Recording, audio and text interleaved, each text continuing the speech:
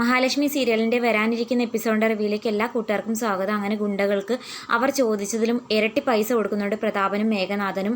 ശേഷം അവരങ്ങ് പോയതിന് ശേഷം മാർക്കോയുടെ അടുത്തേക്ക് ഗുണ്ടകൾ വരുന്നുണ്ട്. അപ്പം നിങ്ങൾക്ക് ചോദിച്ച പൈസ കിട്ടിയോ? അതിലിരട്ടി കിട്ടി. അപ്പം എന്തായാലും നിങ്ങൾ ഹാപ്പി അല്ലേ എന്നൊക്കെ മാർക്ക് ചോദിക്കുമ്പം അവർ പറയുന്നത് ഹാപ്പിയാണ്, പക്ഷേ ഞങ്ങൾക്കൊരു പേടിയില്ലാതില്ല.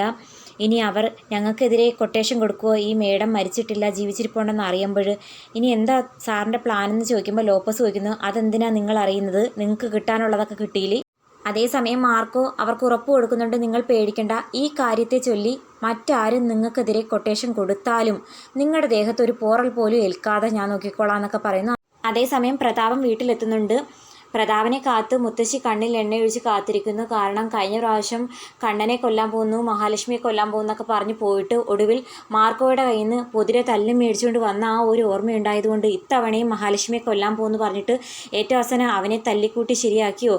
അതാണോ അവ ഇത്രയും വൈകുന്നതെന്നൊക്കെ പറഞ്ഞ് ടെൻഷൻ അടിക്കുന്ന അതേ സമയത്ത് തന്നെ പ്രതാപം വന്ന് കയറുന്നുണ്ട്. അങ്ങനെ പ്രതാപനും മഹാലക്ഷ്മിയെ കൊന്ന കാര്യവും ചിതയൊരുക്കി കത്തിച്ചത് ഞാനാണെന്നുള്ള കാര്യമൊക്കെ പറയുന്നുണ്ട്. അന്നേരം മുത്തശ്ശിക്ക് ആകെ അങ്ങ് പേടിയാവുന്നുണ്ട് ഇപ്പോഴേ. കാരണം കർക്കിടക മാസത്തിലാണ് മഹാലക്ഷ്മി മരിച്ചിരിക്കുന്നത്, ഗതി കിട്ടാതെ മരിച്ചതാണ്. അതുകൊണ്ട് ഉറപ്പായിട്ടും അവളുടെ ആത്മാവ് നമ്മളെ ശല്യം ചെയ്യാൻ വരുമെന്നൊക്കെ പറയുമ്പം പ്രതാപം പറയുന്നുണ്ട്, അങ്ങനെ ശല്യം ചെയ്യാനാണെങ്കിൽ എന്നെ എത്രമാത്രം ആത്മാക്കൾ ശല്യം ചെയ്യേണ്ടതാ? അമ്മയൊന്ന് പോയി ഈ കാലത്ത് ഇങ്ങനെയൊക്കെ പറയാൻ നാണമില്ലേ? അന്നേരം മുത്തശ്ശി പറയുന്നുണ്ട്, എടാ ഇവിടെ വീടിനടുത്തൊന്നും ഒരു പാലേ ഇല്ല, പക്ഷേ എനിക്കാണെങ്കിൽ പൂത്ത മണം വരുന്നടാ, അതുകൊണ്ടാണ് ഞാൻ അങ്ങനെ പറഞ്ഞത്. അമ്മ പോ, ചുമ്മാ ഓരോന്നും പറയാതെ. അന്നേരം മുത്തശ്ശി ചോദിക്കുന്നുണ്ട്, ഈ കാര്യമെല്ലാം നീ കരുണമോളെ വിളിച്ചറിയിച്ചോ? പിന്നെ അറിയിക്കാതിരിക്കുമോ? അവൾക്കൊന്ന് സന്തോഷമാവട്ടെ, എൻ്റെ കൊച്ചു കുറേ ദിവസം കൊണ്ട് വിഷമിച്ച് ജീവിക്കുമല്ലേ, ഇപ്പോഴെങ്കിലും അവൾക്കൊന്ന് സന്തോഷമാവട്ടെ എന്ന് വെച്ച് എല്ലാം തുറന്നു പറഞ്ഞിട്ടുണ്ട്. പക്ഷേ ചിത കത്തിച്ച കാര്യമൊന്നും പറയാൻ സമയം കിട്ടിയില്ല, പിന്നീട് പറയാം എന്നൊക്കെ പറഞ്ഞ് പ്രതാപനകത്ത് പോകുമ്പോഴത്തേക്കും പട്ടി കുരയ്ക്കുന്ന സൗണ്ടും പട്ടി ഊരിയിടുന്ന സൗണ്ടും ഒക്കെ കേൾക്കുമ്പം മുത്തശ്ശിക്ക് ആകെ പേടിയായിട്ട് ഓടി വന്ന് കതക് അടയ്ക്കുന്നതായിട്ട് കാണിക്കുന്നു. അതേസമയം മേഘനാഥനും വീട്ടിലേക്ക് എത്തുന്നുണ്ട്. വാമദേവനോട് നടന്ന കാര്യങ്ങളെല്ലാം തുറന്നു പറയുന്നു. ഇതുപോലെ ചിതയൊരുക്കി പ്രതാപൻ അങ്കിളാ ചിത കത്തിച്ചേക്കുന്നതെന്നൊക്കെ പറയുന്നു. അന്നേരം വാമദേവൻ ആകെ അങ്ങ് പേടിയാവുന്നുണ്ട്. ഇനി നാളെ മുതൽ പോലീസ് അന്വേഷിച്ച് വരുമോ? കാരണം ഇന്ന് ഉച്ച മുതൽ മഹാലക്ഷ്മി കാണാതായിരിക്കുന്നതാ. ഇതുവരെ അവളെപ്പറ്റി യാതൊരു വിവരവും ഇല്ല. അപ്പോൾ എന്തായാലും കണ്ണനും അനന്തും ഒക്കെ കേസ് കൊടുക്കാതിരിക്കാൻ ചാൻസ് ഇല്ല. പിന്നെ പ്രതാപൻ്റെ കൈ പൂത്ത പണമുണ്ട്, അവൻ കേസൊക്കെ നടത്തുന്നതിന് അത് വാരി എറിഞ്ഞോളൂ എന്നുള്ള കാര്യത്തിൽ സംശയമില്ല. അന്നേരം മേഘം പറയുന്നുണ്ട്, ഉറപ്പായിട്ടും ഇത് കേസും അന്വേഷണമൊക്കെ ആവത്തില്ലേ? കണ്ണൻ്റെ അനന്തുവിൻ്റെയൊക്കെ പിടിപാട് വെച്ചിട്ട് പല രൂപത്തിൽ അന്വേഷണം വരാൻ ചാൻസ് ഉണ്ട്, മിക്കവാറും അകത്ത് പോകേണ്ട ചാൻസും വരും. എന്തായാലും ഞാൻ അകത്ത് പോവുകയാണെങ്കിൽ എൻ്റെ പങ്ക് ഇവിടെ വെച്ചിരുന്നാൽ മതി എന്ന് പറയുന്നുണ്ട്. അപ്പം വാമൻ പറയുന്നുണ്ട്, നിൻ്റെ പങ്ക് വെക്കണമെന്ന് പ്രത്യേകിച്ച് പറയണോ? നീ എൻ്റെ മോനല്ലേടാ.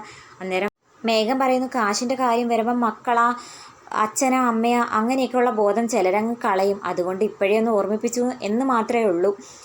എന്തായാലും ഇനി മഞ്ജുവിനെ ആരും സ്ത്രീധനം കൊണ്ടുവരാത്തവളാണെന്ന് പറഞ്ഞിട്ട് കുറ്റപ്പെടുത്തരുത്, കാരണം അവളിപ്പോൾ ഒരു കോടീശ്വരിയാന്നുള്ള കാര്യം മറക്കരുത് എന്നൊക്കെ പറയുന്നുണ്ട്. ശേഷം ഭയങ്കരമായിട്ട് വിശക്കുന്നുണ്ട്, ടെൻഷൻ അടിച്ചത് കാരണം ഒന്നും സമാധാനത്തിൽ കഴിക്കാൻ പറ്റിയില്ല. ഫ്രിഡ്ജ് വല്ലതുകൊണ്ടോ മഞ്ജുവിനെയും അമ്മയൊന്നും വിളിച്ചിനി ശല്യം ചെയ്യുന്നില്ല, ഞാൻ തന്നെ എടുത്ത് കഴിച്ചോളാം എന്നൊക്കെ പറഞ്ഞ് മേഘനങ്ങ് പോകുന്നുണ്ട്. അതേസമയം ഉണ്ണി പറയുന്നുണ്ട്, നിനക്കെന്തായാലും സന്തോഷമായില്ലേ? കുറേ നാൾക്ക് ശേഷം നിൻ്റെ മുഖത്ത് ഇത്രയും സന്തോഷം കണ്ടത് ഇന്നാണ്.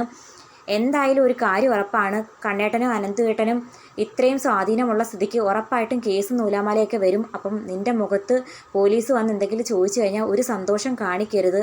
ഉറപ്പായിട്ട് ഈ കേസ് വേണമെങ്കിൽ ഫേസ്ബുക്കിലും സോഷ്യൽ മീഡിയയിലൊക്കെ വൈറലാവാൻ ചാൻസ് ഉണ്ട്, അതനുസരിച്ച് നീ നിൽക്കണം. അന്നേരം മഞ്ജു പറയുന്നുണ്ട്, ഒരു പക്ഷേ നാണം കെട്ടാലും എനിക്കൊരു പ്രശ്നമില്ല, എങ്കിലും അവളുടെ അഹങ്കാരം തീർന്നു കിട്ടിയല്ലോ, എനിക്കത് മാത്രം മതി എന്നൊക്കെ പറയുന്നുണ്ട്. എൻ്റെ വീട്ടിൽ വെറും വേലക്കാരിയായി ജീവിച്ചുകൊണ്ടിരുന്ന അവളുടെ പാദസേവ ചെയ്യേണ്ട അവസ്ഥ പോലും എനിക്കായി. എന്തായാലും അവളെന്ന് പറയുന്ന ശല്യം ഇതോടെ ഒഴിഞ്ഞു കിട്ടിയല്ലോ എന്നൊക്കെ പറഞ്ഞ് സമാധാനിക്കുന്നതായിട്ട് കാണിക്കുന്നു. ഇതിന് ശേഷം നമ്മുടെ മഞ്ജു ഇവരുടെ സന്തോഷവും ഇവരുടെ മറഞ്ഞു നിന്നുള്ള സംസാരത്തിലൊക്കെ ഉറപ്പിക്കുന്നുണ്ട്.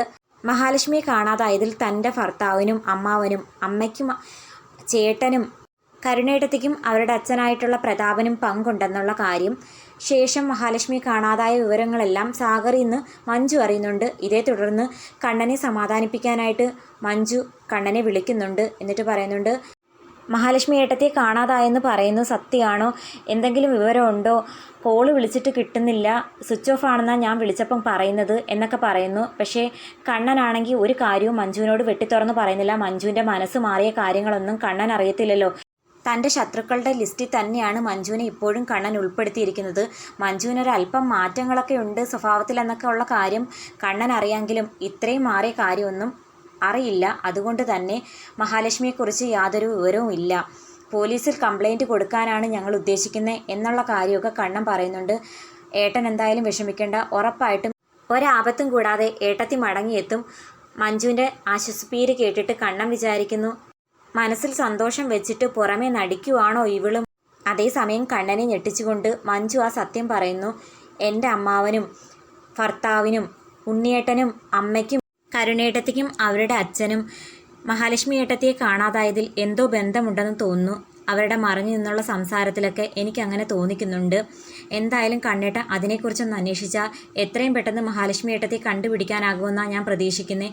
അത് കേട്ട് കണ്ണനും അങ്ങ് ഷോക്കാവുന്നുണ്ട്. കാരണം മഞ്ജു മഹാലക്ഷ്മിക്ക് വേണ്ടിയിട്ട് ഇങ്ങനെ അവരെ ഒറ്റിക്കൊടുക്കുമെന്ന് വിചാരിച്ചതേ ഇല്ല. കാരണം മഞ്ജുവിൻ്റെ കല്യാണം കഴിഞ്ഞ് കുറച്ച് ദിവസങ്ങൾ വരെയും അവളും അവരുടെ ഭാഗത്ത് തന്നെയായിരുന്നല്ലോ. ഇത്രയും വലിയ മാറ്റം പ്രതീക്ഷിച്ചതേ ഇല്ല. എന്നിട്ട് കണ്ണനും പറയുന്നുണ്ട്, സത്യത്തിൽ എനിക്ക് അവരെയൊക്കെ തന്നെയാണ് സംശയം. ബിസിനസ് ചെയ്യുന്ന ഒരാളാണ് ഞാനെങ്കിലും ബിസിനസ് പരമായിട്ട് എനിക്കൊരു ശത്രുക്കളും ഇല്ല. പക്ഷേ എൻ്റെ മിത്രങ്ങൾ തന്നെയാണ് എൻ്റെ ഏറ്റവും വലിയ ശത്രുക്കളും.